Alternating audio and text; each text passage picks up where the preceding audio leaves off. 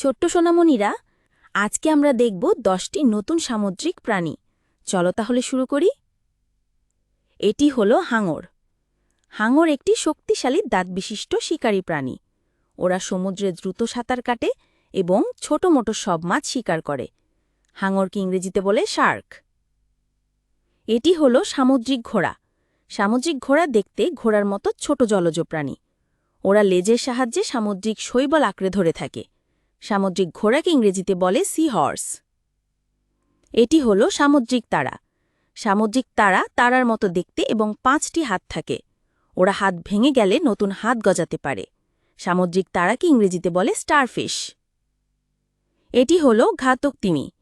ঘাতক তিমি শক্তিশালী ও শিকারী স্তন্যপায়ী। ওরা দলবদ্ধভাবে শিকার করে এবং খুব বড় মাছ খায়। ঘাতক তিমিকে ইংরেজিতে বলে কিলার ওয়েল। এটি হলো স্কুইড। স্কুইডের লম্বা দেহ ও একাধিক বাহু থাকে। ওরা শত্রুর হাত থেকে বাঁচতে কালি ছড়ায়। স্কুইডকে ইংরেজিতে বলে স্কুইড। এটি হলো গলদা চিংড়ি। গলদা চিংড়ি শক্ত খোলস এবং বড় চিমটি থাকে। ওরা সমুদ্রের তলদেশে লুকিয়ে থাকে এবং খাবার খায়। গলদা চিংড়িকে ইংরেজিতে বলে লবস্টার। এটি হলো পেঙ্গুইন। পেঙ্গুইন একটি উড়তে না পারা পাখি।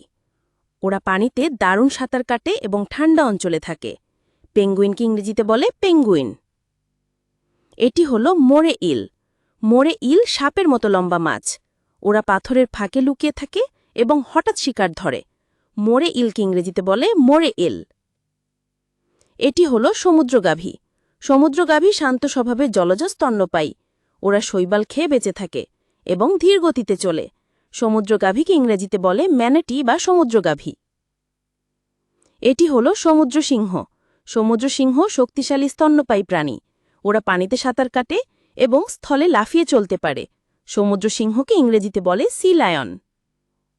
সোনামণিরা, আমি আবার আসব নতুন ভিডিও নিয়ে। সাবস্ক্রাইব করে সাথে থাকো। টাটা।